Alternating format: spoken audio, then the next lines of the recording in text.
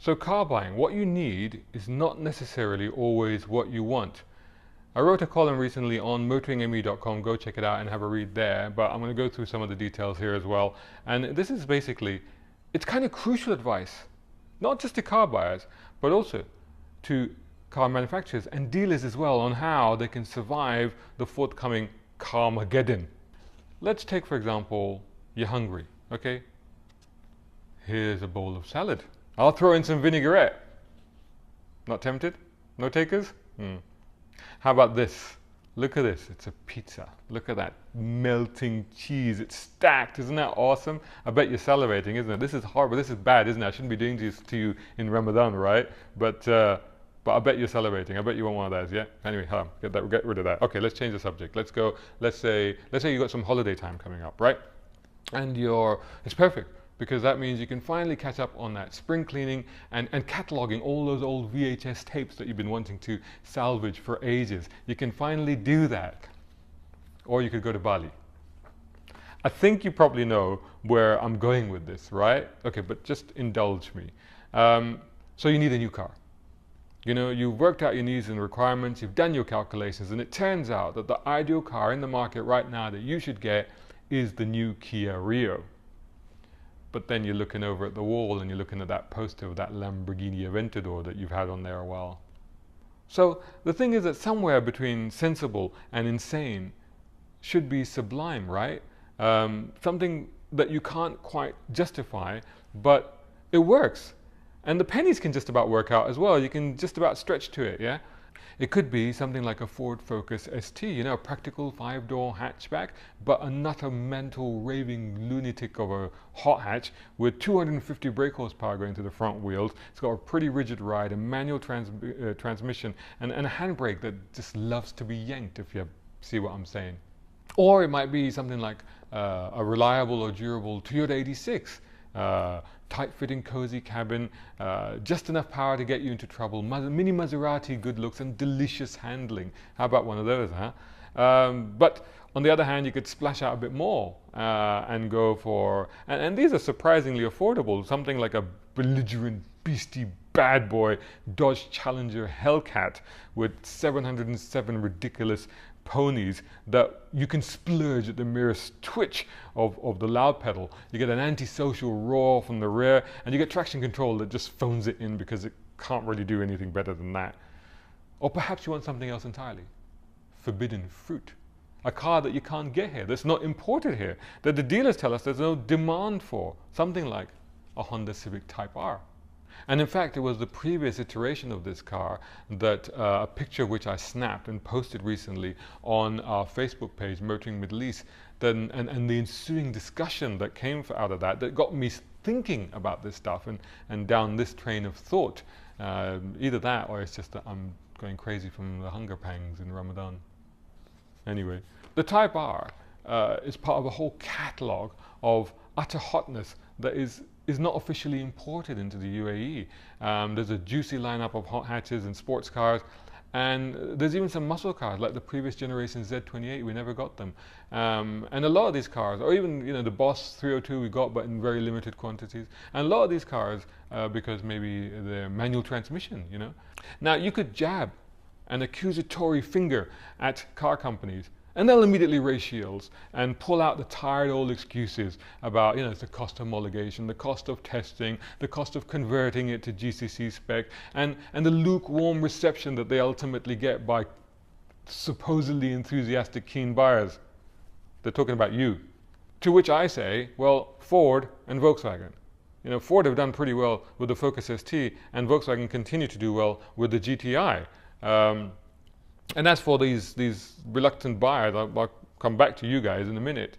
Now, you might say, well, on what basis are you saying that the Focus ST and the GTI are successful? They don't sell in big numbers. Yeah, but they're not supposed to. They don't sell in big numbers anywhere. They're supposed to be niche cars. They're supposed to be low volume specialist cars. That's what they're about. The purpose of cars like those is not to rack up massive sales. That's not what they're for.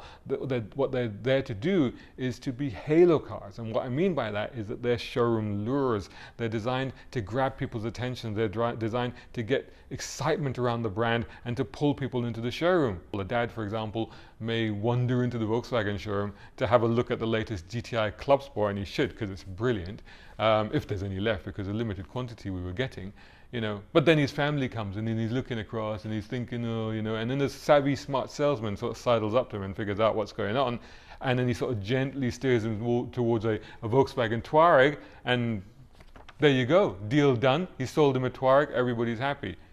He's still bought into the brand though, because he's such a GTI fan. And that's the point of this. You may not sell the GTI, but the idea is that it's worth it. The investment alone in bringing the GTI in cars like that is worth it alone because of the buzz that you create around your brand. In fact, every manufacturer should have at least one sexy model on the shop floor. I'm talking about cars, not girls, you understand, yeah? And whether that car sells or not is irrelevant, because that car is honey. It's designed to attract buyers into the showroom and keep them there and give dealers a chance to work on those people, right?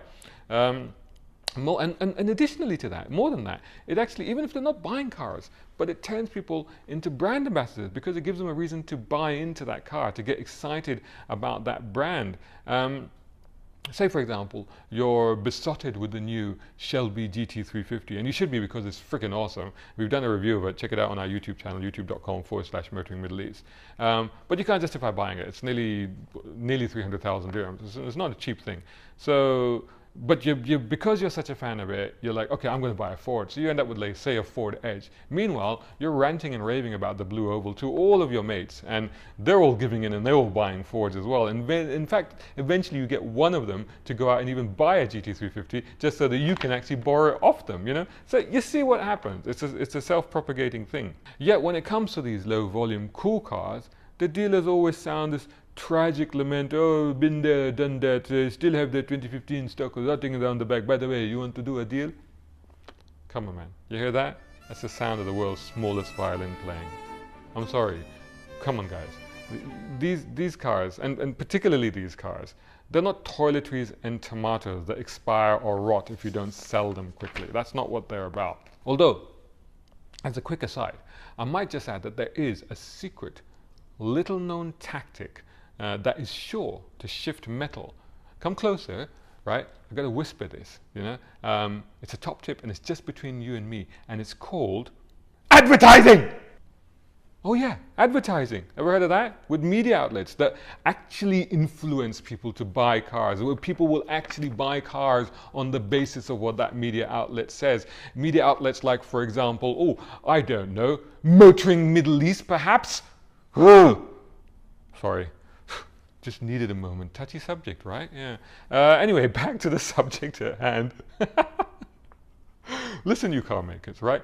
Especially you dealers, okay? You may perceive that the car market is a cattle market, but it's not. And if you persist in that notion, then you're heading down a path to disaster. And why? I'll tell you why. Because the Chinese are coming. In fact, they're not coming, they're here. They're already here. Mull that over. Think about it, right? Perfectly usable cars, perfectly well equipped. They're coming with decent service packages and warranties, sometimes free insurance thrown in, and I wager that they're probably cheaper than your cars. An oft-repeated phrase is, and particularly by me, is something like, there's no such thing as a bad car anymore. And in fact, I say this so often, I'm like a needle stuck on a record. That used to play, never mind. Anyway, the point is that to differentiate your product from other products now, the only way to make your car stand out from the rest is to give it personality, is to give it some kind of special perception, is to make that car cool. That's the most important thing. You are no longer in the business of selling cars. You are in the business of selling dreams and fantasies. Now these special cars, the ones that you can't be bothered with, the ones you won't import, the ones you won't put on the shop floor, and the ones you won't register for test drives, you're making a big mistake, because these are the cars that get people to buy into your brand, to get excited about the brand, that will ultimately help you move metal. And in the imminent dying days of the automotive industry as we know it, this is crucial really, because the world is no longer going to be buying cars. but eventually there's simply going to be car sharing, autonomous electric pod mobiles. And when that happens, you're going to miss these days. You are.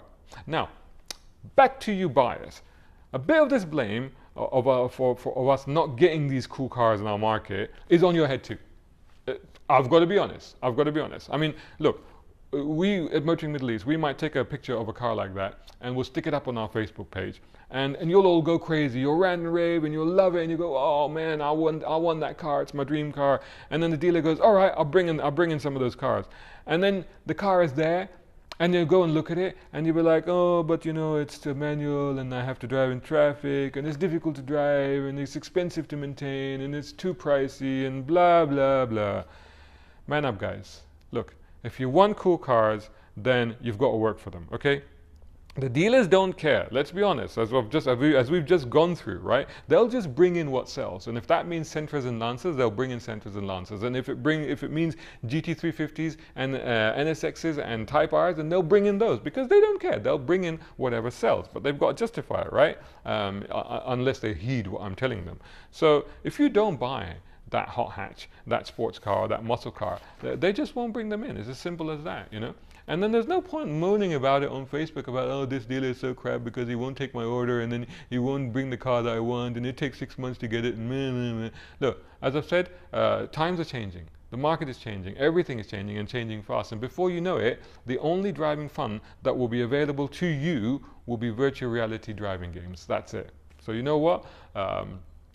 You got to make the most of it. The automotive apocalypse isn't far away. So stop being sensible and go out and buy that outrageous, impractical, hard to drive, cool car, because very soon you won't be able to. So if you want to live that dream, you better do it now. Or you could just nurse that regret into the autonomous age, but keep it to yourself. Don't come crying to me. I told you about it. I'll be too busy weeping into my mango lassi to care. Sorry, because I'll be out of the job anyway, so that's different. And if you don't agree with any of that, tell me about it. Leave it in the comments somewhere around this box. And if you do agree with it, then maybe you want to share this video. So please do that as well. Also follow us on all our social media channels and all the rest of it. So I hope you enjoyed that. Yeah, do let me have your feedback. Thanks so much for watching. Till the next one.